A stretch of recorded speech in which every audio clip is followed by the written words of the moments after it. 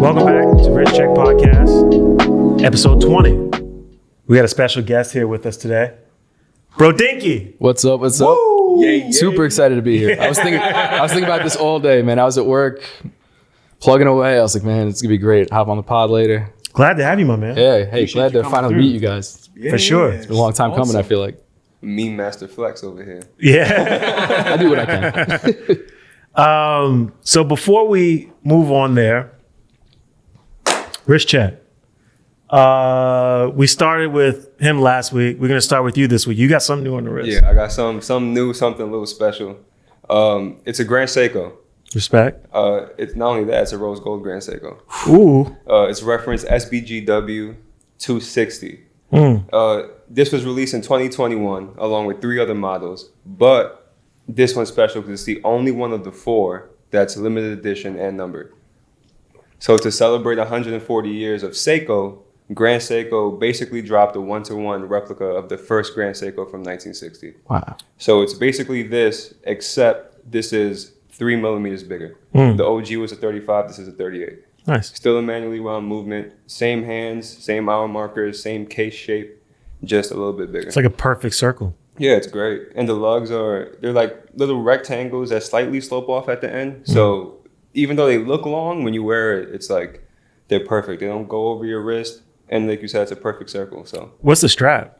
it's a custom strap from Jean Rousseau, of course. Nice. Because I changed the strap. Is it croc? Yeah, it is croc, and we had it made so that it looks like it's one piece. There's no stitching, there's no edge paint, Yeah, there's no, nothing. It it's just nice. looks like a solid piece of leather that goes all the way around. It's tight, man. That thing's beautiful. It's like Yeah, a nice I've been staring at cognac. it all day. Yeah. Shout out to It's Chris Band. I see you with the sweater and the leopard pinky print, ring and everything. uh-huh. This is a flex. I did something today. You did. I was in a good respect mood. it. I'll go next. I'm wearing a favorite of mine. It's been getting a lot of wrist time recently. Zodiac Super Seawolf.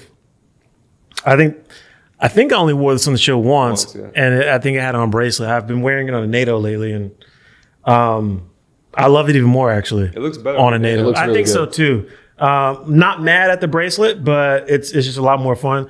I bought several straps along with this one and just been changing them, doing a little bit of rotation. So, yeah. This How'd is you get that watch? how? Yeah. Infamous. It was a Christmas gift from my wife. Shout out to Perry's Yes, wife. thank you. Yeah, She'll like that. I think we missed on the last one. We did. I'm sorry. All right. You know what's funny? I was gonna be ready with that if nobody said it. I told myself, I was like, if nobody shouts her out, I gotta shout out That's Perry's wife. why we added emphasis. Literally the only reason she watches. What do you got for us, Rashawn? This is a piece that's very special to me. I shared it on Instagram Live, but I haven't shared it on the show. Never repeats a watch, ladies and gentlemen. So far, I still have not repeated a watch since episode 1. Wow. Okay. So we all know Rashawn has at least 20 watches. We all know I at least have 20 watches.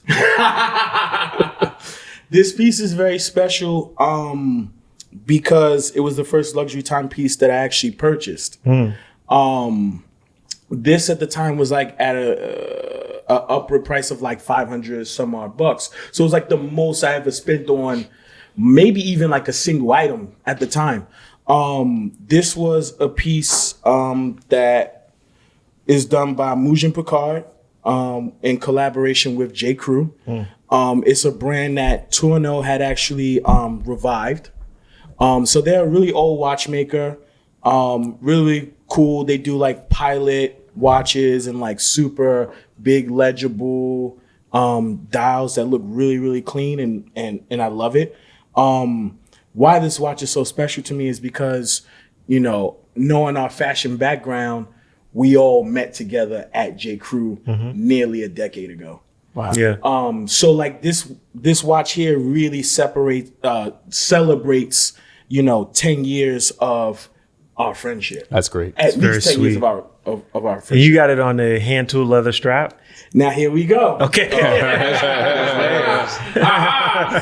the plot I saw thickens. that because I'm looking at the boots and I'm like, oh, there's a Yes, yeah. the plot thickens. So, we always talk about it all the time, the fit gods getting together and just like throwing it down. So of course my watch has to complement my style. I got my cowboy boots on. Not just any cowboy boots. Oh yeah. What are these, ostrich? It That's might a be. lizard. It's a like lizard? That's a lizard. They're lizards in front. They're slick, whatever they are. Thanks, man. Yeah, it's like a lizard. It's got like this really, really cool texture to it, which kind of brings to the texture of the hand tool leather. It does. It Strap. matches perfectly. Matches perfectly. And then, I got my Warren Lotus t-shirt. Got my like little cowboy here, like, I see you. hanging out in Las Vegas. Makes me want to get on a plane and go somewhere, All right. So- Respect. Method to my madness. Sure is. What do you got for us, my man? I am also wearing a Grand Seiko. Okay. That was not planned. No, it's the Shunbun. Ooh. You can pass that around if you want. Nice. SBGA 413, I believe it is. This is a favorite of mine, actually. It was one of those watches. I saw it and I said that I got to own that. Yeah. I think our friend John posted this today. Yeah, he posted this today on the gray strap that he has. Yeah, that's I think. I that's mean, a the lizard dial is strap. beautiful on that. Yeah, the dial's insane, and it's so hard to put that thing down. Every day I look at it, it's just like I should wear you. It's also probably your most accurate watch. It's insane. It really is. I mean, the polishing. Grand Seiko always gets me, just with all the like the dial work and the indices and the hands. And even just the movement is crazy. Like, you got the power reserve on the front. Not everybody's a fan of that, and I understand that. But you can watch the efficiency of the movement from just your regular, whatever, driving a car, shuffling a deck of cards. The thing charges up like nothing. Like, that magic lever system is crazy. I actually like seeing that on the dial. I do too. I think it's a really cool aspect. I think it's part of their... Yeah, part of their exactly. Yeah, I love power reserve in the case. Yes, it's a part of their DNA. This is great. You've sold a ton of those. Oh, yeah. yeah. Listen, you need a Shunbun, come see me. Respect. Yes. So, Brodinkee. Not your real name. No, it's not my real name. What's your real name? My real name is Lee. Where are you from, Lee? I'm from Long Island, New York. Long Island in the house. Respect. New York guy, very hard to find. Yeah. Well, that's why I found out you guys are here. I was like, oh, this is great. It's funny because More New Yorkers, like... yeah, exactly. But before you walked in, Rashawn was like, I have no idea what he looks like. A lot of people don't. Which is cool. You're kind of a man of mystery, A little bit. but very popular in the watch world. Your account is beloved by everybody. Everyone shares something. And you had a big week during Watches and Wonders. There was a did. lot of heat that came out. Yeah, that's kind of my week or couple weeks of the year when everybody starts dropping things. Not necessarily even to just make fun of stuff, but because there's so many knee-jerk reactions. There's just a ton of material out there. It's like a gold mine, It really I always is. seem to stack up follows during that period of the year. So what inspired you to start Brodinkee outside of maybe Hodinky? But what in terms of the name, but where'd you get the idea to start this account? So I guess it was once I started, formally collecting watches. I was looking for, a community of sorts. The forums really didn't seem like it was a thing for me, at least. There's a lot of, that snobbery that goes around. And you don't really get a sense of people, who they are, because it's very much just written words. So I was like, all right, let me hop on Instagram and let me see if this is a thing. And Okay. it was. Right? I start looking up hashtags. I start looking up different accounts. There's people doing different stuff. Some people do the flat lay photography. Other people are just wrist shots. But they all seem like they're having fun. I'm like, all right, this is cool. And then, you start following all the big outlets, right? Your Hodinky, your Blog to Watch and all that. And you start getting a sense for like the culture of what it is, right? And then part of me, I consider myself a pretty average guy. Some of the stuff I was just like, this is a little bit over the top. Sure. A little bit. And that's no shade to anybody, but I think they know who they cater to. Sure. Sometimes. And so I was like, all right, let me, at first I just had a count of wrist shots like everybody else. And I was like, you know what? I follow enough of these accounts for like sports and other things. I was like, I bet you I could put some funny stuff out. So I started making things, and I didn't really have many followers at first at all. I had a core group, and some of them I still keep in touch with today, which is pretty crazy. But I had a little core group of people who were like, haha, this is great. Don't stop doing this. I enjoy it. I'm like, okay. So I'll keep it going. Yeah. And then I got a couple, lucky reposts from some people who had platforms, whether it was podcasts, whether it was somebody blogger, whatever. and it just started growing. And, you know, I had like my first day where I picked up like 100, 200 followers. I was like, what just happened? You know, I was like, have I arrived? Like, is this a thing? The answer was no. I still only had like 1,200. But it was like a, you know, it was a cool feeling. Somebody would message me, be like, hey, you got a shout out on such and such program. I'm like, wow. It's like somebody noticed me. Yeah. Like I'm just an average dude just posting nonsense, you know? So I kind of just let it evolve from there. At first, it was kind of taking shots at like the funny little tropes of watch collecting. And then some of it was, you know, the watches that people like to rag on once in a while. Sure. And then it was some of the publication material. And at first, I can't lie, I was a little bit of a loose cannon, if you want to say.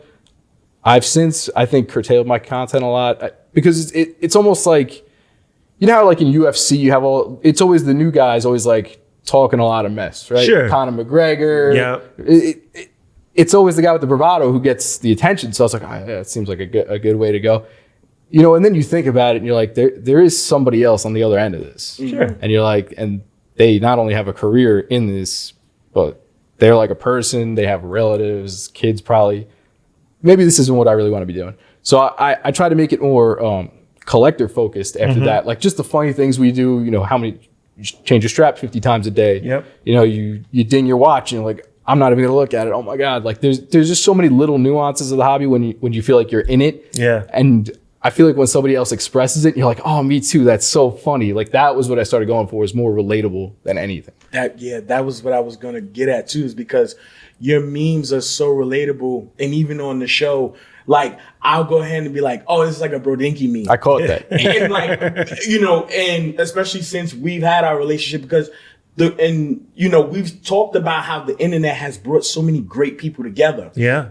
And it's amazing to see your development to go ahead and say, all right, I'm doing like all this crazy stuff. And you're like, yeah, in the beginning, I kind of did like some stuff for shock value. But then you kind of dial back and you're like, oh man, there is somebody on the other end of that screen.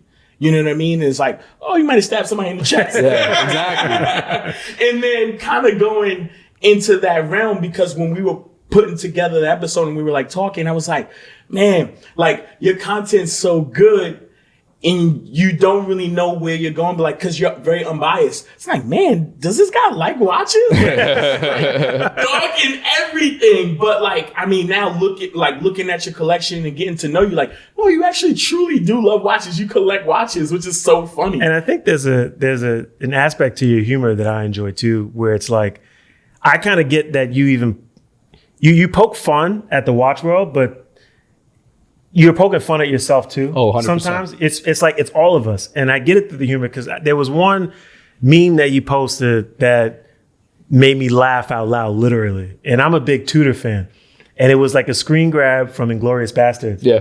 When Brad Pitt's walking by, it's like, guess what we're doing today, guys? We're making black bays. And it's like, yeah, legit. Yes. That's the mission. Yes.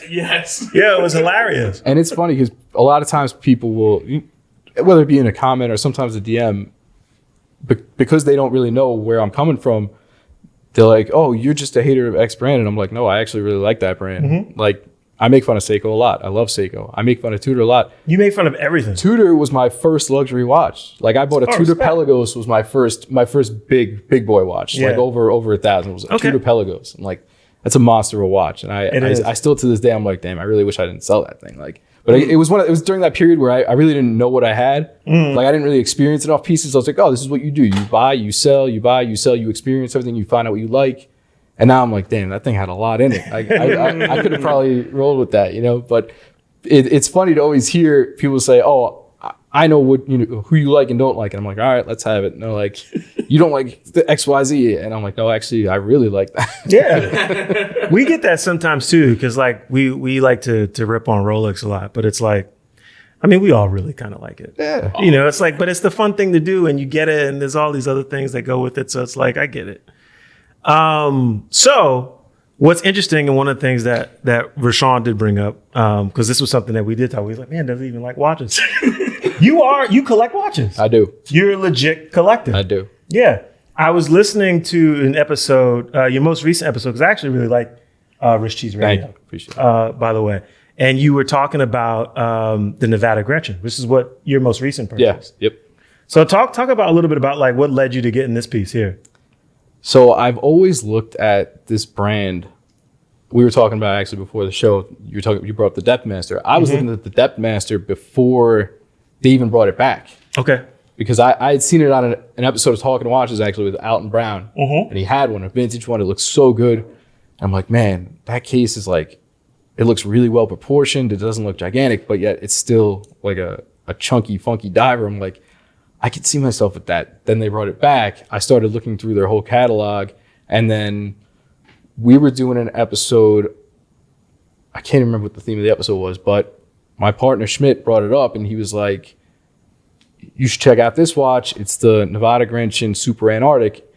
It's a callback to a previous watch like a lot of brands do now. Somebody who has it from way back when will bring it to them and say, hey, you should redo this. And they're like, I should. I mean, I know that happened with the Longines Navigation, the big eye. Somebody did the same thing. They brought it. They're like, look how good this is. They're like, yeah. It recently happened with Belova too. Yeah. So somebody did it with this. It's got kind of an explorer-ish look to it. It's beautiful. It's nice. But it was out as basically a competitor to the Explorer at that time. It was out in the 50s. So it does have a lot of those same characteristics, but it comes in a few different dial configurations. They have the different looms. They have like a cream loom, like a really bright white, and then this one, which is like a tint of green, which I really like. And it's killer. It really is. Like when I walk inside, outside, it's nuts. It is super killer. There's something super 1950s about it too. Just the dial. It kind of reminds me of a Super Seawolf. Yeah, a little bit. I remember when this one was making its rounds on the blogs. This is something that this piece actually caught my eye. I'm a big fan of Nivada Gretchen. I am considering popping off on that Pac-Man just because they sell out quickly. They do. And so I saw this morning when I was looking at them, I was like, oh man, there's only like just a couple of them left. Maybe I should get one. And they're not crazy expensive. I mean, it's not a cheap watch, but in comparison to like an Explorer or some of your more competitive dive watches, reasonably priced. I mean, it's under $1,500. Yeah. Most of them really. They're like 12. Yeah, like 12 and change. Yeah. Did they bring that back as a limited edition? I don't think it's limited. I think they drop it in batches. Yeah. That's kind of what they do. Yeah. I feel like they just drop in batches. I don't know if it's a production thing or what, but I'll see every once in a while, oh, this is restock. Because they pretty much exclusively do like vintage reissues mostly. But that's kind of what I like about them. They play up on that heritage, and it is very much their own. Which I respect. Their own design language. They've got the history there. It is cool. What I found out about that is they got the bracelets, I believe, sourced from Forstner. Oh. And then got their own Nivada stamped on the back. They put their own clasp on. It looks like a Forstner bracelet. Yeah. So that's kind of cool. But I guess they collab with them to get like, an ideal fit on there. But it's really cool. And you can get the clip kind of military-esque bracelet, a few different ones. They offer straps, they offer tropics, leather. That's interesting. I'm a big fan of Forstner bracelets. I have 2 of them I use on my Speedy. I don't think they get enough credit, and they've got a really good history. Yes, they do. Yeah, very interesting company. They just issued their own watch actually recently. I think it's called A12 Forstner. Okay. Which is like a repro of another like military watch. So that's interesting. In terms of watch collecting, where did it start with you? Where did your love affair with watches come about from? I always have a little bit of a hard time drawing back to exactly what it was, but I have like a collection of stories that I think of. And I remember in the 7th grade, my mother got me my first steel watch. It wasn't plastic, it was steel, it was a Guess watch. Okay. It had a blue dial, but it was, brushed steel, and I remember it had the logo in the middle of the dial.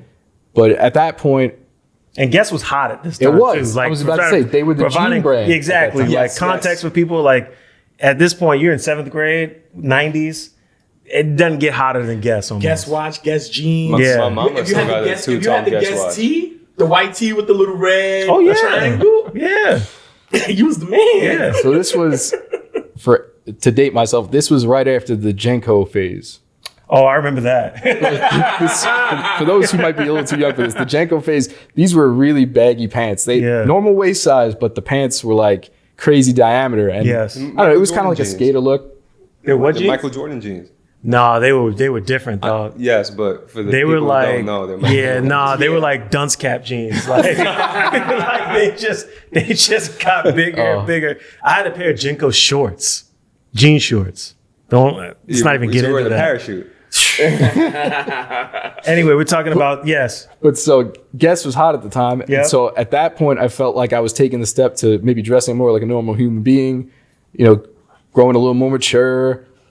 So at that point, I felt like, man, maybe like I've arrived a little bit, like I'm taking like a step into manhood, because at that point, my parents had been divorced and I lived with my mother. So I didn't really have a father figure around to kind of take me through it. So I was like, oh, this is cool. I'm kind of finding it for myself here. Yeah. I remember I gashed the crystal on a tile in the hallway. I was avoiding somebody. And I rashed it, and I was like, "Oh man!" I didn't know you could just get them replaced. So Sure. at that point, it kind of went in the drawer, and I was like, "All right."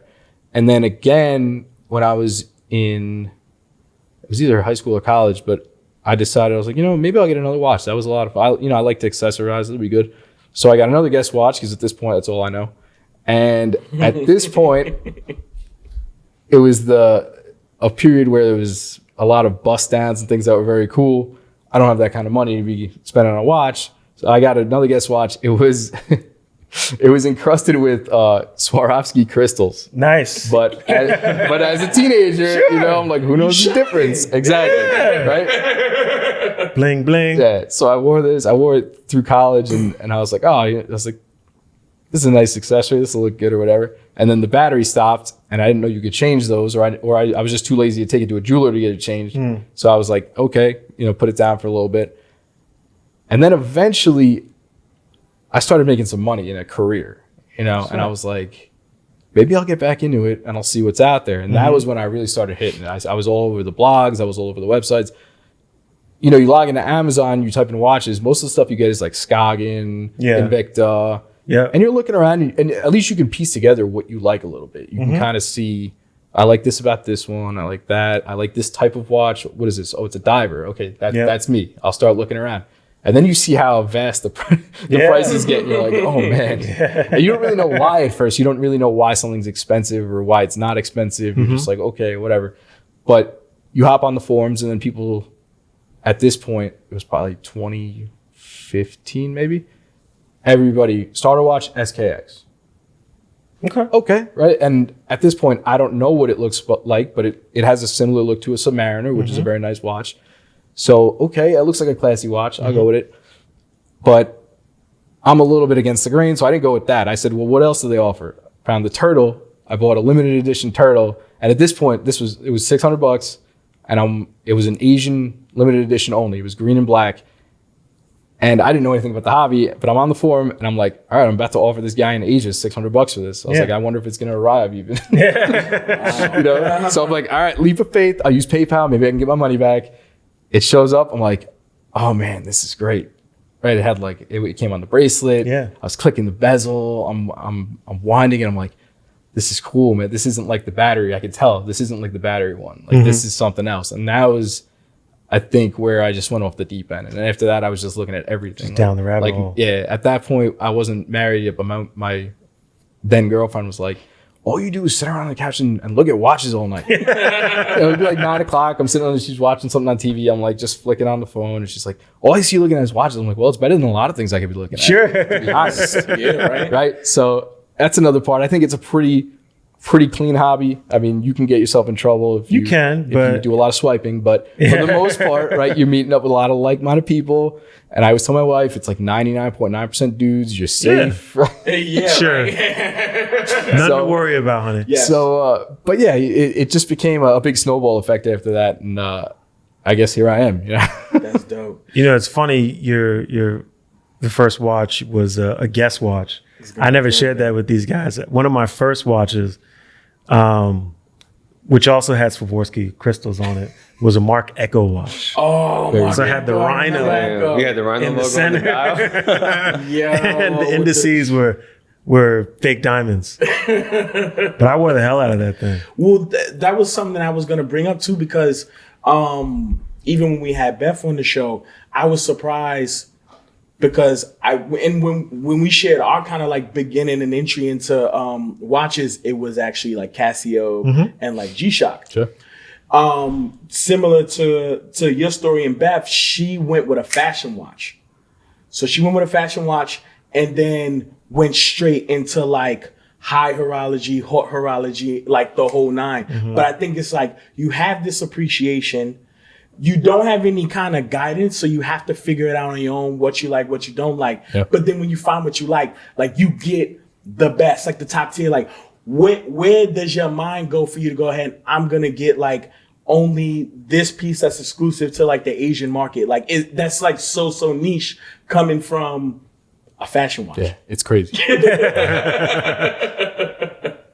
And the same thing happens. Like guys I work with, they know I'm into it. So when they want to buy one, they're like, hey, is this a good one? And I'll be like, what do you like about this? Maybe it's not. What do you like about it? Oh, I like this. I'm like, let me show you another one. Same idea. Let me know if you like it. Oh, yeah. It's almost the same thing. I'm good with that. All right. I'm trying to help you maneuver the minefield here because there's plenty of traps out there. But yes.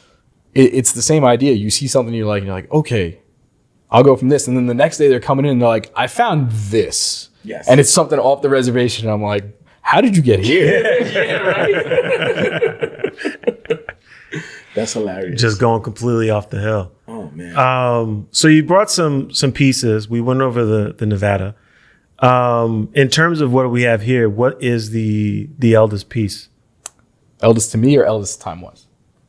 To you, what's the oldest piece here in terms of your acquisition? It's the one I'm wearing right now. Oh, okay. Yeah. So how did that come about? How'd you get the Shunbun? So I have friends who run an AD in Colorado that I met through the account. And one day we were just talking and it was right around when they just came out. And I was like, man, this is so nice. And so we were just chit-chatting casually. And I was like, hey, you ever get any of those Grand Seiko seasons in? I know they're kind of popular right now. And they're like, we get one every so often and it goes right away. I'm like, dang. I was like, this is going to be another one of those watches. I see that. So it was the day before Thanksgiving, I remember. And I happened to just be talking like, oh, by the way, we got one of those seasons. And I'm like, which one is it? They're like the spring. I'm like, yeah, just take my credit card. Run it. Like this was one of those watches I saw it. And I was like, I need to experience this. Like it's just so intricate. And even most of the time it looks pretty silver, but you catch a lot of the pink in the power reserve. You do. But in low light, you get a lot of pink and that gold GS logo just sings. It looks so good. Like in low light, this watch kills it. There's truly an art form to what Grand Seiko does.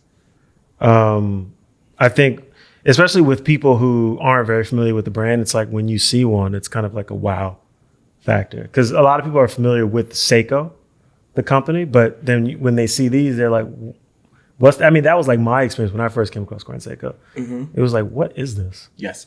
Like, I didn't even know that this was a thing. And then you start going down that rabbit hole and it's like, it's very difficult. At least for me, still, I don't own a Grand Seiko and I'm still trying to figure out which one is going to be my first.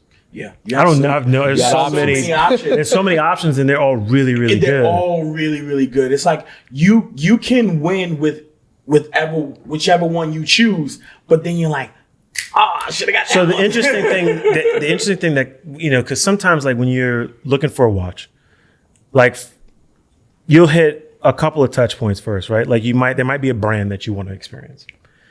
And then you might get into the aesthetics and then you'll get into the technology.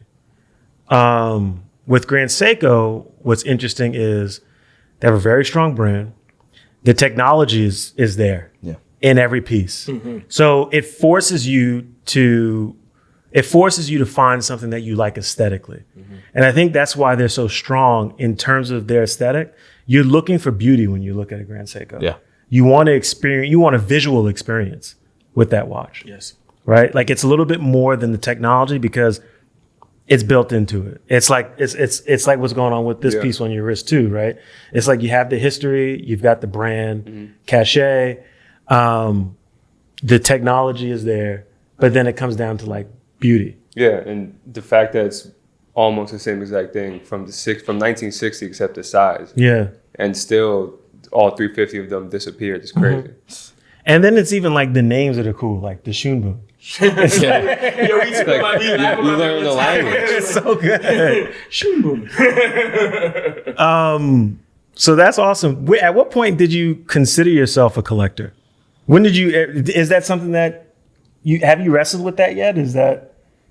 I guess I would say once I started thinking about a collection in terms of what I wanted to own, I think that was when I was like, okay, now it's a collection. I'm going to try to fill it out, which I don't know if that's a great way to do it. I mean, I feel like that's what people tell you to do. Oh, you need a dive watch. You need a exploration watch. You need a chronograph. Like, I don't know if that's what you have to do. I think if you just keep following what you really like, you'll get there better than trying to fill out like a structure or trying to say, okay, I only collect this, because if something else comes along and you're like, man, I really like that, but it doesn't fit my bill here, you're really not going to buy it because it doesn't fit in with the rest. I don't know. Collector is such a weird word. It is. You know, like, because it's something about it, especially in this world where it's like it's kind of like a professional stamp. It's like, and it's like, well, I'm not a professional. Exactly. This is just something that I really, really enjoy. Exactly. But there is that battle with that word that I find, because it kind of forces you into a whole new sphere. It's like aficionado. Yeah. And I'm not a fan. And your outlook is very similar to ours, because we're kind of like, well, if you make it a chore and you have to check a box, it's like, I don't want to be associated with that. Yeah. Like you said, I don't want to be called a collector. Like, I just want to be a guy that loves watches. I have these watches and they bring me joy, and this is just what it is. Yeah. So what other brands do you like? You make fun of a lot of brands. I do. And I think that's one of the main reasons why we wanted to ask you. So it's kind of like, I would like all those people who work at those brands to know that there's no love lost. Well, first of all, we are taking free watches. I make fun of Seiko as much as anybody, and they're probably my favorite brand or favorite family of brands. So let's get that on the table right there. Okay. I love them, and I make fun of them for things that they deserve, like misaligned chapter rings and such. It's fine. It's something we've all accepted. No big deal. Same thing with Tudor. I actually really like Tudor, even though I've come down hard on them sometimes. It's because I want them to be the brand I feel like they should be or could be, and I feel like they're holding back. They're pulling punches a little bit. I'm with you there.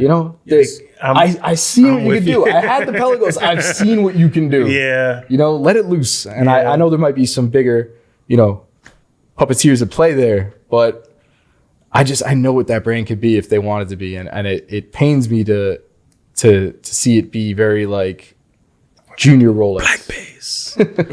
No, I feel you. And, it's funny because when Watches and Wonders passed, I got really, really excited about the Tudor Black Bay Pro. I got really excited. And I tried one on, and for a time I was like, yes, I'm going to get this watch. And then all of a sudden I was like, no, I'm good. I want an Explorer too. It's like and it hit me. And there were a lot of jokes that are out there. And then I think, one of the shows that I watched that I really enjoyed too, Theo and Harris, I think that dude Christian is funny. And they had an episode where they were talking about Tudor being like a Rolex homage brand. And I hate to see it come to that, but this last offering kind of is like, if it's a little homage-y. I don't know if you caught. I got a mention in that video. Oh, you did? Yeah. They had the meme of the kid with all the hot dogs and it just. Oh yeah. That was good. But going back to what I said in the beginning of this episode, like I said, I was a little bit of a loose cannon back there. I guess at some point I took a shot at Christian. And he remembers it because he brought it up, and I was like, so when I posted the one from Inglorious Bastards, I put a little note at the bottom, Christian, no love lost. I was like, we can be bros, man. I was like, I come a long way since I was an immature dinky, like an immature dinky. Dinky. There's no beef, man. It's okay. That's so funny. In a lot of ways, his show actually helped inspire this show. Did it? It did, because one of the things that we had noticed when we were kind of like surfing YouTube and looking at podcasts, there wasn't very many where it was like this conversational. You guys have wrist cheese. they had Theo and Harris. But outside of that, it was always just like some dude at a table with a watch and a camera on the watch. Yeah. And like that was it. And I could only take but so many of those. True. And then I started watching their stuff, and I enjoyed the banter that they had. And then I was like, you know what? Maybe there is a space here for more people to kind of join the conversation. Yeah. So just interesting tidbit. But going into that, you're a podcaster now. Yeah, another kind of weird label. I'm not so used to, if I could be honest. How does it feel? It's fun. You know, it's still pretty young. We're 25 episodes in. Yep. It's good. It's all right. It is work. People is. say it's work. It is work. It's work. right. You have to love it. I put in a lot of work in the editing room. And by that, I mean my basement. But, you know, after a long day of work and I come home and I'm like, oh man, I got to edit this for the drop tomorrow. Like sometimes I'll be nodding off. It's work. You know, it does take time away from other things. And, you know, my wife knows Thursday nights, it's podcasting night. So That's awesome that she respects it, though. she does. Yeah. Don't worry. She gets her pokes in. She pokes plenty of fun, but Shout out to Brodinkee's wife. Yeah. There we go. Yeah. she'll love that. I'll have to let her listen to this. You know what's so hilarious too? Speaking of like you actually working in the basement, in the beginning of our early parts of filming, people believed that we were filming. That's what I was talking to him before. Yeah. Everyone's like, especially the guests, like when most people get here, they're like, oh, I thought this was like I thought this was like your man cave or something. Nah, this is an actual studio. Yes. Funny. But I enjoy Rich Cheese Radio, and you and Schmidt have a very similar good. Like you guys have great chemistry. Thank you. And one of the things I couldn't get out of my head today too, because I was like thinking of all these things I was going to talk to you about, and you know, your humor still kind of rings through on the show. And I just remember, like, you know, obviously Watches and Wonders has been like topic of conversation for the last 3 or 4 weeks. And you guys are talking about it, and it's like, man, you know what there was a lot of out there? There's a lot of fondue.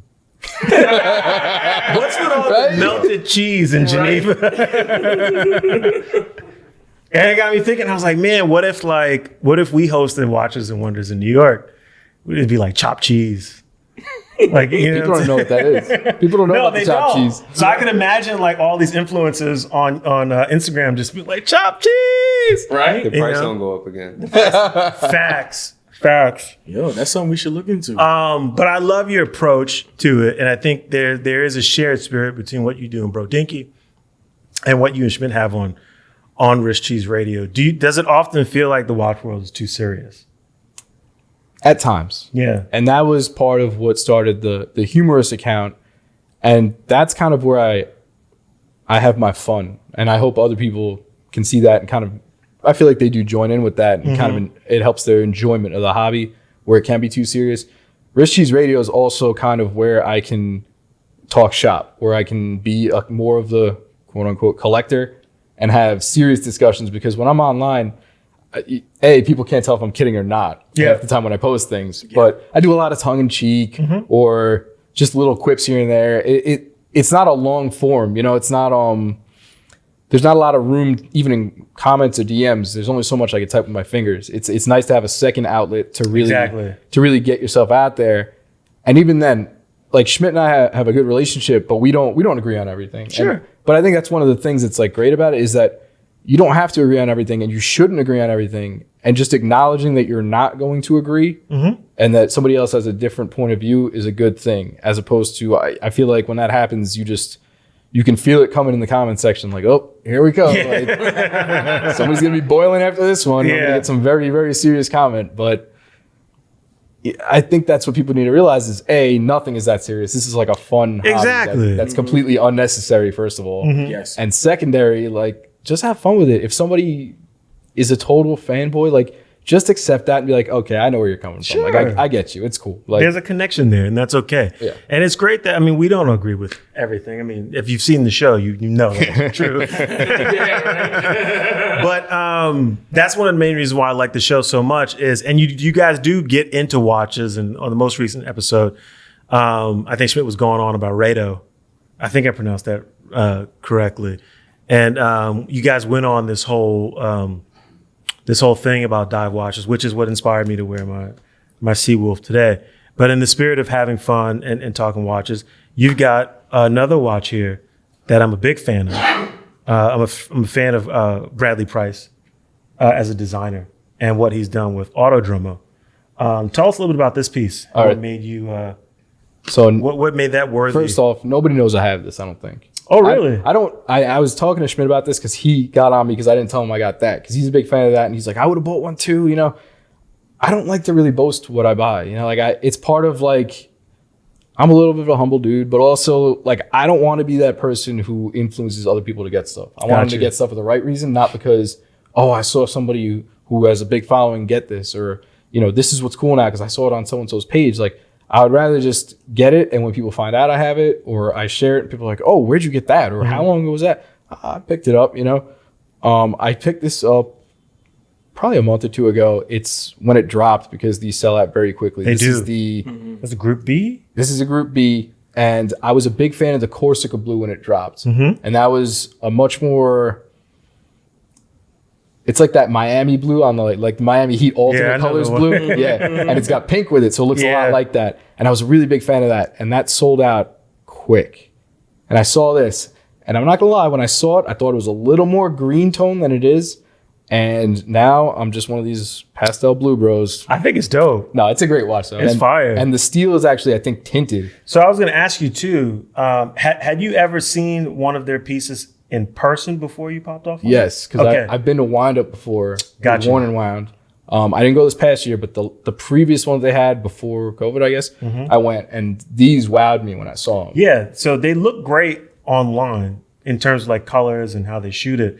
But when you actually get to hold one in person, that's where it's really like, it pops because you realize like this guy really put his education into this brand. Like he's an industrial designer. This is a fantastic piece. He does really amazing watches. And the bracelet is wild. Like I thought this was gonna be a little bit of a hair puller because I'm a relatively hairy dude. It doesn't at all. It tapers really nicely. The links are really easy to remove. Yeah. And it, cliche, it catches a lot of light. Sure. Which is a lot of fun. But the whole automotive look and sort of like the speedometer type dial. It's a lot of fun. Yeah. It when I first saw it, it spoke to me and I was like, man, I really want to get one of these, but I gotta wait for the right one. This would be like my Miami watch. Yeah. Summer is gonna be a big big Autodromo season. Yeah, this thing is fire. Yeah, pass that around. This is great. That's your first time holding one of those, right? Yes. You've never seen one in person. I've never seen one in person. I was looking at the Copper State 1000. Very cool. Yeah, I don't know why. I think there's some of these brands like Autodromo that do so many cool pieces. You're not going to buy them all, and so it's kind of hard to pull the trigger because I'm like, It's 100% true. which one do I get? And so I'm just waiting to see. It's almost like what we were talking about with Ricardo, where it's like when you know. And so it's like I'm tempted to pull the trigger because I like it, but I'm just waiting to see that one where I'm like, all right, I have to have that one. Exactly. But this thing is dope.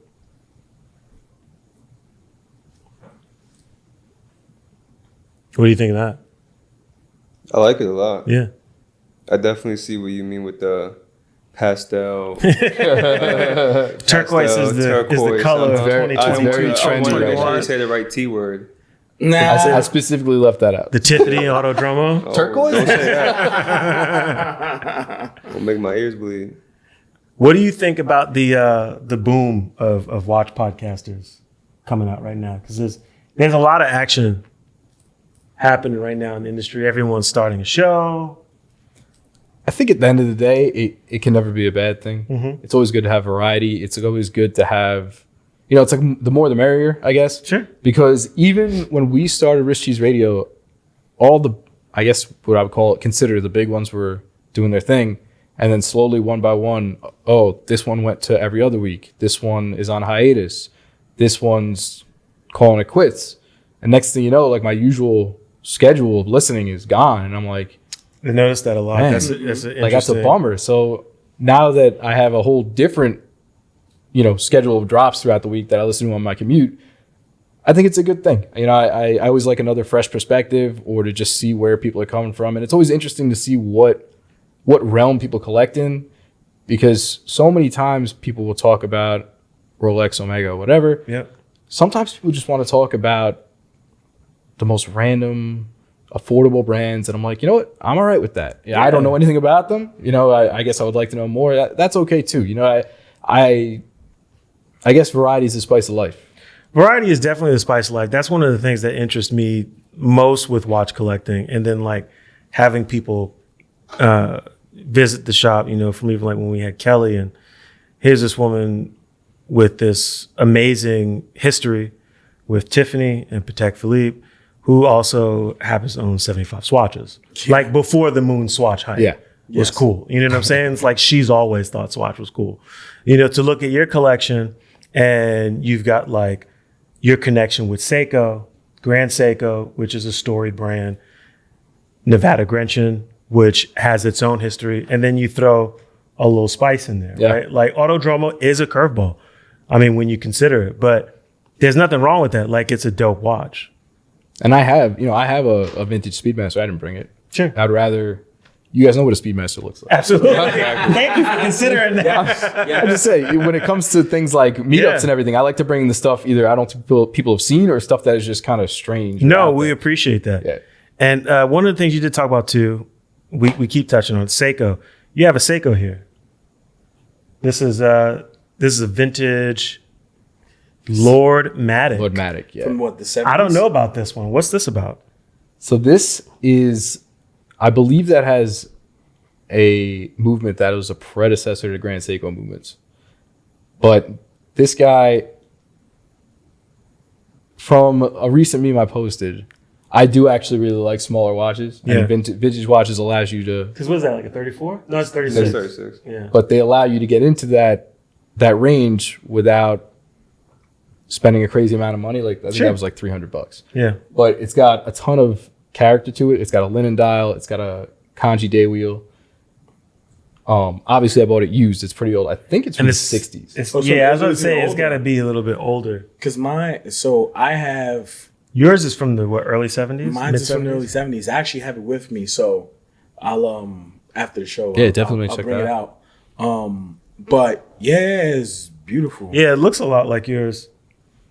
Just like the case design, like the shape. And you could tell this probably is an earlier piece because mine has like that really vibrant like mirror finish. Like you can see the Zaratsu polishing. You see it here, but you can tell like this is kind of like in that early beginning stages. So yeah, it makes sense that this would be a 60s piece. The cool thing about that one too is that the date and the date wheel are two different finishes. Yeah. Yeah, exactly. Yeah, that's really cool. This is actually a great choice. Where'd you acquire this? eBay, believe it or not. Respect. I mean, I have some connects that are pretty Reliable. knowledgeable and reliable in vintage Seiko. So I will hit them up time to time and be like, what do you think of this? And they'll either give me the yay or the nay, but I got a yay on this one. So, Respect. you know, that it's got pretty sharp edges. Yeah, you got to be careful. A lot of that. the text is still there. So that's, you know, it doesn't. I mean, the case doesn't- back is perfect. Yeah, it doesn't show any everything is polishing. legible. Yeah. The Yeah. case back has instructions on how to take the movement out. Did you see Isn't that crazy? It Let me says see. pull. It says pull through glass. It says pull, set, Push, lever, set, pull, lever, stem. pull, stem. Wow. That's crazy. Yeah, and it still keeps pretty good time too. That's dope. In the spirit of humor, what brands do you really like riffing on? I know there's got to be something that you're just like, oh, I got you again. Well, I think a lot of the big ones are easy targets. Sure. And sometimes do it to themselves, right? And again, I don't dislike these brands, right? Like Rolex is always an easy target because Sure. I think a lot of people consider them the measuring stick for Yep. the whole industry The at most benchmark. points, right? I mean, Omega, love their watches, but like they have some funny, they go to the well a lot. You know, they have some funny tropes right there. They're all in on the moon landing. They're all in on James Bond. They're all in on certain things that after a while you're like, I get it. I know that one, right? I've seen this one before. Yeah. So those ones are always easy to go with. But again, I like to try to keep it lighthearted with that. I try not to rip on too many small brands because at the end of the day, like that could really damage their brand no, image. that's good. No, I feel you. They're also still figuring it out. Yeah, Yeah. exactly. And you don't want to burn those bridges. I mean, would I have always thought I was going to own an Autodromo? No. Do I want one now? Yeah. Like, I also don't want somebody coming back at me and being like, hey, you said a bunch of mess about this watch. Now you got one? And then you got to eat a bunch of crow. So exactly. Yeah. So I try to spread it out kind of evenly. But the big ones that probably don't care about little old me, I think those are probably my favorite because I know at the end of the day, their sales are not gonna get hurt. Yeah. No, facts. How many watches do you have in your collection? Oof. Outside of because you brought 4 with you. Yeah. You said oof, so I know it's a lot. No, you know what it is? I don't really keep a tally. Sure, it's hard sometimes. When I get asked the same question, I kind of have to I'm gonna say count in my head. under 20, but definitely over, probably between 15 and 20. Has your approach to collection at all changed or been influenced now that you're a father? There are some watches that I see them and I'm like, man, I would really like to pick that up for my kid. Like my oldest, he's about to turn 3 in the spring, but he has a little Timex dinosaur watch that cool that they sent me with my grand Seiko as just a little thank you because they knew I had a son. And he wears it and he's too young to tell time. Sure. And he gets the concept of time because he'll put it on and then he'll say, oh, Daddy, we're going to time how long the ice pops take because he likes to make ice pops from juice and we put him in the freezer. And so he'll come back and he'll be like, they're done. And I'm like, no, they're not done. It's been 30 minutes. But he's understanding the concept of time passing. And I think it's great. So that's awesome. So that was immediately when I saw the Moonswatch, I was like, I would love to snatch one of these up heck for him. yeah, man. Obviously, I don't know anybody who's got one. But if I can get my hands on one, I would love to get one for him because I don't have to, I can give it to him. And at the end of the day, if he beats it up, he beats it up. Yeah, you know? it's a watch. But it's a killer piece and it's, it homages to a super historic piece, one that I own. So it would be like a great little, I don't know, father-son connection. That's kind of how I thought about those too. Like when I saw all the colors and it being it was just a lot of fun. I thought about getting one for my daughter and just kind of setting it on the shelf. Whether she wears it or not, maybe it's just a collector's piece or something like that, How much fun did you have during the Moonswatch release? Let me tell you, I've never cleaned up followers like that in my life. Yeah, you got up to 25K. I did. I just broke 25K. But yeah, and it's funny because I have a giveaway going on for 25K with a strap company that I've worked with before. And it was right before that he messaged me and he's like, oh, I see you're above 22. I'm like, yeah. I'm like, dude, it's snail's pace right now, man. I was like, I don't know when I'm going to get there. He's like, yeah, don't worry. It'll happen. I'm like, I can't make any promises. Within 3 weeks, I was there and it was crazy. It was, wow. And at my job, they don't break my chops too much about it, but they still kind of picky about people being on their phone all the time. But I'm having a big week like that. I'm checking and every time I open the app, it's 30 comments, 100 likes, 40 files. I'm like, oh my God, how am I not going to pay attention to this? Exactly. I'm going outside. I'm going to hide in the bathroom. I'm like, oh my God, what is going on here? But yeah, I like to look at the analytics once in a while and the amount of reach on some of those posts were absolutely insane. But from the people waiting in line outside, as you guys did, I know. Oh yeah. To, I'm not gonna lie, Miss Uranus. It's funny. Yeah, it is. I can't lie. I'm still a little bit of a 50-year-old deep down. Funny. Yes, it's pretty funny. Mission to Uranus. Yeah. Check. Yes. But there was just a lot there, and I feel like I just jumped all over it, and I was like, you know what? I'm just gonna keep throwing it out there, and if people don't think this stuff is funny, it's fine. Some people are gonna be like, man, this is accurate. So it's tight though, man. I mean, this is the kind of the beauty about one of the good things about social media and connectivity is you started with something incredibly organic, right? Just sharing humor. Yeah. And it's blossomed into a community, legit, a podcast. Yeah. Merch. Yes. Which we need some more merch. So So originally there was at no point was I like, oh, I'm going to sell merch for profit. What happened was there's a few people who I'll hop on a live stream with once in a while, and they were like, yo, when are we getting merch? And I'm like, I don't want to make merch. Who wants meme guy merch? And I'm like, no, we want something, to rep the gang. I'm like, all right. So like I went on like one of those print to order sites. I made up, just took the logo, slapped it on, a mug and a hat. And all the people who got one or whatever. And then there was whole supply chain issues and stuff. So I was like, all right, so I just took it down. The funny part about that is when you do that stuff, they'll let you request samples of other things. So I was just slapping on everything and requesting samples. That's how I got this. I didn't actually make these hoodies. Like I just put it on a black hoodie and I was like, here we go. Here. Send it to me. And like they'll send it to you at cost, which is nice. Like you're not actually buying it. So nice. I went a little overboard. My wife's like, what the heck is all this stuff? But it's pretty funny. I even actually had somebody make me keychains for no apparent reason. They're like, I have a 3D printer and I make these cool keychains. They're like loomed. And he's like, you want some? I'm like, sure, okay, man. I'm not going to say no. And so he like made them and sent them to me. And I still haven't given them away, but I'm going to try to find the right spot for that, I guess. That is hilarious. So it's kind of cool. Yeah, but you should do something with some of the memes. It'd be interesting to see what you could do with that too. Like whether like T-shirts or like, I don't know. I always get very touchy about like copyright. No, I know. That's what I'm thinking about that too. Even with the name, I get very touchy. I'm like, Ben Climate can only take so much.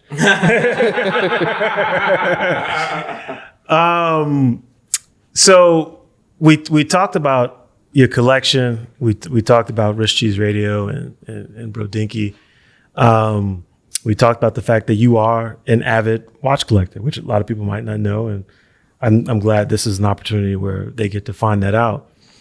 What do you have on your short list? I think that's like the biggest thing with a lot of us is that it is like this rabbit hole, and once you slip and you fall in, you can't stop falling, and you always have a short list. I have about 3 watches on my radar right now. What's Brodinkee after next? So, given my crazy thoughts that I have at night when I'm sitting up and everybody else is asleep, I have like different categories of stuff I would consider buying. So there's like I would sell everything and buy this, which would be a Sedna Speedmaster. Oh, which Speedmaster? Sedna. Oh, okay. So like sell everything I own and just go for broke. Right. Like we support that decision. Yeah. There's kind of like the next tier down, like, I just got to raise at work. Let's say I crush an investment or something. What am I going to buy? That Grand Seiko Omiwatari. Yep. I was talking to these guys about that the other day. 37 millimeters. It's fire. All dial, that beautiful wave pattern. Mm-hmm.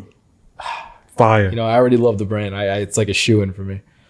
And then I feel like there's a bunch of things that go from like affordable to not so affordable that I'm kind of looking at. I really want to add actually a Zodiac.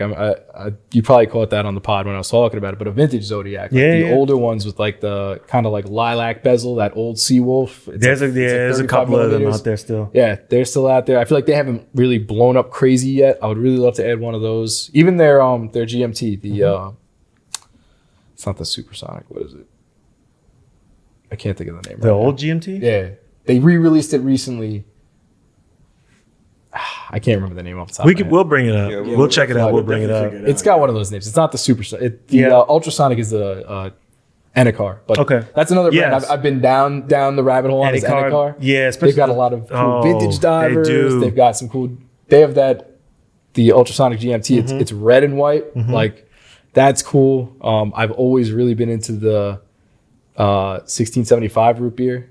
Okay, yeah. Yeah, that. Yep. Like those fade out. So not the new Tudor root beer. Not the Tudor root beer, not the new Rolex root beer. The older root beers that are like the more like ketchup and mustard. Sure, yeah. But that two-tone Jubilee on like a nice faded one of those, like the Tiger Eye dial is it's to die for. What are some of your favorite watches that you've seen so far? We just finished Q1. And there were a bunch of releases, watches and wonders, and then like brands are still shooting things out. Has there been anything that kind of wowed you? The gold speedies from Omega were crazy. Still, we keep talking about that. That moonshine gold, especially with the green dial. Yeah, I mean it's beautiful. Sick. It's crazy. I can't wait to see one in person. Well, now you start to see videos kind of surface of the piece. Because before it was just like the still shots. You'll get some from Brodinkee. You'll get some from Omega. Whatever. Now you're getting wrist shots and wrist videos. And you're like, yo, this is fire. dope. They did a really, really good job with the Omega. How'd you feel about the release period? Because you gave them a lot of flack. You definitely like let them have it. Omega, I definitely wasn't on the same wave of the people who said it was a straight up copy job. Like, listen, I get that. Was the Ultra Deep, a shot across the bow of the deep sea? Maybe. But I mean, look at what they put out. Yeah. The thing is crazy. Yeah. And the capabilities on it are nuts. Right? I mean, the colored Aquaterras, is that a shot at the colored Oyster Perpetuals? Definitely is. Maybe. But like I also said, they know that everybody who goes into a dealer that carries both, they say, oh, no, we don't have those, but we have these. And they're like, oh. They know there's market share to be had there, and can I fault them for that? No. Yeah. You could also argue that they made a better watch. I The 100% Ultra Deep will and argue the that. new Aquaterras. Yeah. And I often go toe-to-toe with people about the Speedmaster versus the Daytona also. Makes two of us. Hate Daytona. 100%. But yeah, it's I don't think it was a bad drop at all. I think because they kind of did it by themselves, it got a ton of attention. And because you have people who will draw a one-to-one comparison across the board for the whole release, there's going to be a little bit of a negative spin on it. But overall, I think it was very successful. I think they're crushing it right now. Like Omega it's available. Yeah. The watches are insane as far as looks go, as far as technology is concerned, timekeeping. I mean, like I feel like half their watches are master chronometer. Yeah. Yeah. That's not an easy thing to do. Like, No. No, it's not. like Tudor did that in one watch. Yeah. Yes. With help from Omega on top of that. Yeah. Exactly. I mean, I think it's if you'd told me in January that it would have played out like this, I couldn't have predicted it. I mean, Omega just really came through and just like the kind of Will Smith slapped everybody. Like, if I'm being honest. They stopped the show. They really did. It was just like, if we're being honest, like from the novelties release to then like a week before Watches and Wonders, Yes. Moonswatch. Will Smith does win Aquaterra, by the way. Valid. Makes sense. He does. He does. That is hilarious. And so that's probably the perfect segue to our next segment, Horological Hot-takes. Yes. Oh boy. So this was inspired by Rich T's Radio, Sure. because you describe it as a horological hot take. So we had this idea, we were going to throw out a word and whatever, it could be a brand, phrase, place, and you say the first thing that comes up to mind. Word association. Word association. You ready? All right. Let's go. Rolex. Fanboy. Okay. Oh, I like that. He's coming. That's good. Watches and Wonders. Lukewarm. Okay. Respect. Desk diver. Well worn, I'll go with. That's a hyphenated word. Okay. Tudor. Potential. Like that. Gray market. Evil. Love that. Tag Heuer.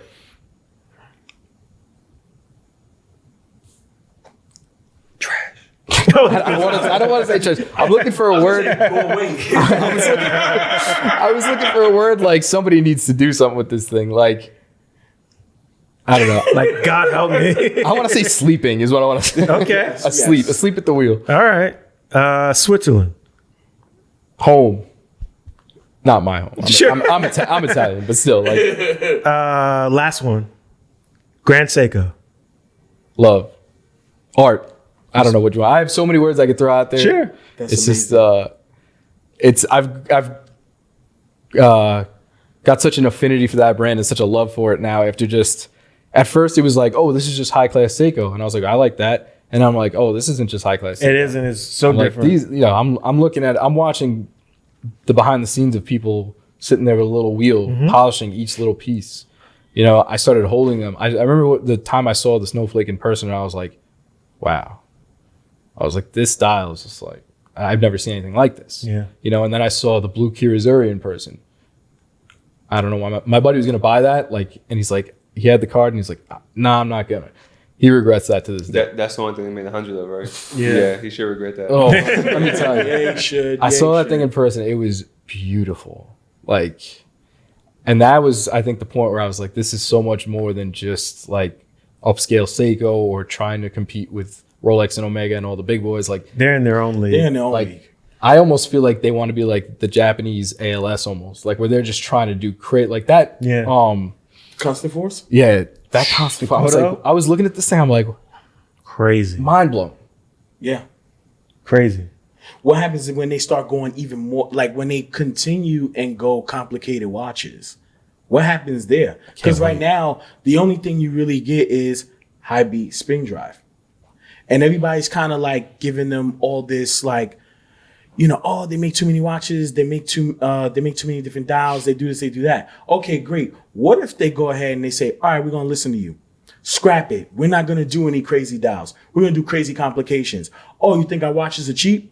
200,000. What's up? Well, Yeah, I mean that watch retails for 350K. But that's what I'm saying. What if they start going, all right, great. Entry level, 10,000. Next step up, 100,000. Well, that's already kind of happening. Yeah, people are walking in, or people are what they're really asking for is a white birch, $9,700. Exactly. The birch did that. The Atari did that. It started off with a snowflake. Oh, I want a snowflake. All right, yes. $5,800, you get a snowflake. Yes. And now it's like, I want something more. Okay, give me 10, I'll give you something more. Yes. What happens when it's like, okay, give me 15, I'll give you something more. It's just gonna keep going and going and going. Yes. Yeah. Yeah. And at that point, you can't deny them. They haven't flexed their muscle yet. I think this was like a really big first sign. that's exactly. Yeah. Because the Tourbillon's 350, and then what happens when they make something that's like, okay, here's something we regularly offer, it's 25 grand. How does they make a minute repeater? Right. Well, Crador did a minute repeater. It's just, that's a thing. Yeah. Yeah. It's just it's not a thing anymore, but it was for a while. 20, and those are 25,000, not even precious metal. That's what I'm saying. Right? Rolex can charge 14 grand for a dive watch. What happens when Grand Seiko does it? Well, that's also a great point because, and it's so funny because we talk about the secondary market and it being a necessary evil. I don't know if we ever shared this on the show, but the biggest question I asked Perry, I was like, well, when do you think that this is going to end? As far as just in terms of like Rolex in gray the secondary market. Whenever people stop wanting watches. Exactly. Well, yes, but when people stop wanting watches in retail. Right now, the reason why Rolex is having the struggles that they're having is because they can't just go flat out and say, you know what, scratch it. We're going to throw another 10, we're going to put 100% markup on our Submariner. Yeah. So annually, they have to do between 5 and 10% to increase their product. So they have to play ball. But for a Grand Seiko, they could just go ahead and flat out and be like, all right, great, scratch the line. No more Snowflake. You want a new Snowflake? But Rolex has been like, I mean, they're making far more precious metal watches than they did in the past. Yes. Limiting what they're doing in steel. So it does also kind of seem like slowly but surely they're kind of pushing themselves into more of like a Patek AP space. Yeah. Like the brand is 30,000. there, but the product assortment isn't really there yet. Exactly. But the cachet is there. And it's kind of like, I mean, I don't know if I think it makes a great case study in terms of like branding. Yes. Because I haven't ever seen anything quite like this before. It's nuts. What Rolex is going through. And I guarantee you what happens next, you know, they actually increase production annually, piece by piece. I say they probably start cutting it. That's what I was going to say. Dude, cut the Yacht Master, cut this. I don't think they'll cut the Yacht Master and that stuff. I think threw like the lowest hanging fruit. I think you'll see them cut production numbers over the next few years, and continue and increase prices because they'll be offering far more precious metal pieces. Yeah. Or just far less watches in general. Is that too. Yeah. But their DNA is kind of like steel watches because they started as like performance watches. I feel you. know? I mean, when you have Tudor, then it's like, Great. you want to steal. That's true. You want to steal GMT? There you go. Go to Little Brother. You want a Steve McQueen Explorer? They got it. Yes. I mean, it feels like that. I mean, I don't. But it time makes will total tell. sense. It makes total sense. Only time will tell. But for all the fanboys out there, you gotta, get you a Green Lantern. Yo, I love that meme that you did with the GMT and like the That was good. Sloth from Yes. Goonies? That was good. From Goonies. I was like, That was good. I was looking at. I showed that to my wife. I was like, who only has one eye on one side? I was like, That was I know who. That was good. Oh man. It's hilarious. This has been dope, man. Appreciate you stopping by. I had a lot of fun. Yes. And for everyone checking to see our man right here, you can find him at Brodinkee on Instagram. And I encourage you all to check out his podcast, Wrist Cheese Radio, which is on Spotify. It is. Where else are you guys on? Apple Podcasts. I can't remember where else, but all the major ones pretty much. All the major ones. Just Google Wrist Cheese Radio. Definitely on Spotify. Worth every minute. It is gold. You'll laugh. You'll gain some knowledge and some insight. And there's a lot of great watch talk happening too with you and Schmidt. For all of you guys out there who tuned in, thank you. We appreciate you. You know where to find us. Instagram at WristCheckPod. We're on Spotify, audio and visual. We are on Apple Podcast and Google Podcast as well. Yes, sir. This was episode 20 with Brodinkee, and we'll see you next week. Peace. Deuces.